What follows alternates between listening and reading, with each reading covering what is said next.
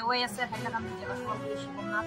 আজকে আমি ইতিমধ্যে দাঁড়িয়ে রয়েছি রামনাথপুর বাজারের মধ্যে, অসম মিজোরাম সংযোগী 6 নং রাষ্ট্রীয় সড়কের মধ্যে।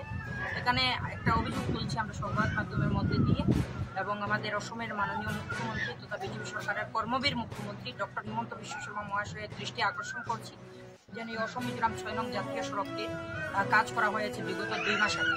কাজ সম্পূর্ণ করা হয়েছে 2 থেকে 3 মাস আগে।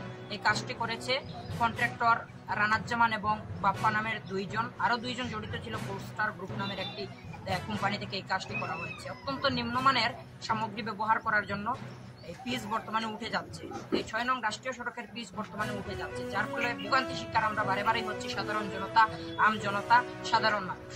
তো এটা নিয়ে পিচ উঠে যাচ্ছে, আপনারা ভিডিওর মাধ্যমে দেখতেই পারবেন।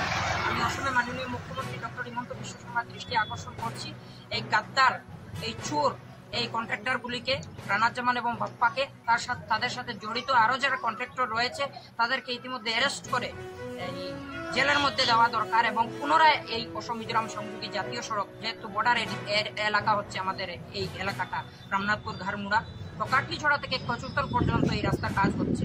তো এই কাজটা সম্পূর্ণভাবে আবার নতুনভাবে করার জন্য আমি দাবি জানাচ্ছি মাননীয় মুখ্যমন্ত্রীকে, এবং এই কাজ যারা করেছে কন্ট্রাক্টর রানাজ্জামান, বাপ্পা, তাদের সাথে জড়িত থাকা অন্যদেরকেও, কন্ট্রাক্টর যারা রয়েছে তাদেরকে ইতিমধ্যে জেলে প্রেরণ করার জন্য আমি বলবো আপনাকে, আপনার অনেক ক্ষমতা রয়েছে, এটাই আপনাকে আমি বলবো। এবং এই অসম মিজোরাম 6 নং জাতীয় সড়কটি আপনার সিএম ভিজিলেন্স টিম দ্বারা একবার তদন্ত করানোর জন্য আপনার বিনীতভাবে দৃষ্টি আকর্ষণ করছি। সেই সঙ্গে আমাদের এই হাইলাকান্দি জেলার ডিসি মহোদয় এবারে নিঃসর্গ মহাশয়ের দৃষ্টি আকর্ষণ করছি, একটু আপনিও তদন্ত করে দেখুন যে রাস্তা কাজটি কিভাবে করা হয়েছে। কাজ সম্পূর্ণ হওয়ার 2 মাস পূর্ণ হওয়ার আগেই কিন্তু পিচগুলা উঠে যাচ্ছে। বর্তমানে গাড়ি চলাচল করতে বিভিন্ন অসুবিধা হচ্ছে। আমাদের রামনাথপুর থেকে গাড়মুড়া যেতে হলে ভালো রাস্তা থাকলে 5 মিনিট লাগে, কিন্তু এই রাস্তার যে বর্তমান পরিস্থিতি রয়েছে বা আরো শোচনীয় পরিস্থিতি ধরবো তখন কিন্তু আধা ঘন্টার চেয়েও বেশি সময় লাগবে। তো এটা নিয়ে সব দিকে আপনারা চেয়ে দেখুন, অসুবিধার সম্মুখীন হব আমরা সাধারণ জনতা, সাধারণ মানুষ, আম জনতা, আমরা অসুবিধা হব। কোনো লিডার, কোনো নেতা, কোনো মন্ত্রী এই অসুবিধার সম্মুখীন হবে না। আর যদি আমাদের আজকের এই সংবাদ মেলের কোনো সদুত্তর আমরা না পাই, তাহলে আমি এলাকার যারা অটো চালক রয়েছেন, সাধারণ জনতা রয়েছেন, আমার এওয়াইএস সংগঠনের পক্ষ থেকে একটি গণ আন্দোলন গড়ে তুলব। সেই আন্দোলন ঠেকাতে কেউ পারবে না, তখন গিয়ে নাজেহাল পরিস্থিতি হবে, সরকারেরও পরিস্থিতি খারাপ হবে, আমাদের আন্দোলন ঠেকাতে পারবে না, আসাম পুলিশও আমাদের আন্দোলন ঠেকাতে পারবে না।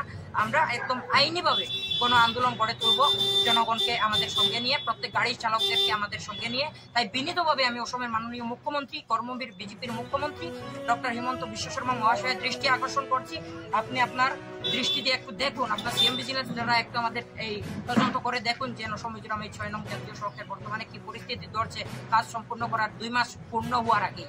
আর আরো 1 বছর গেলে এই রাস্তার কি পরিস্থিতি হবে আপনারা দেখবেন। নমস্কার।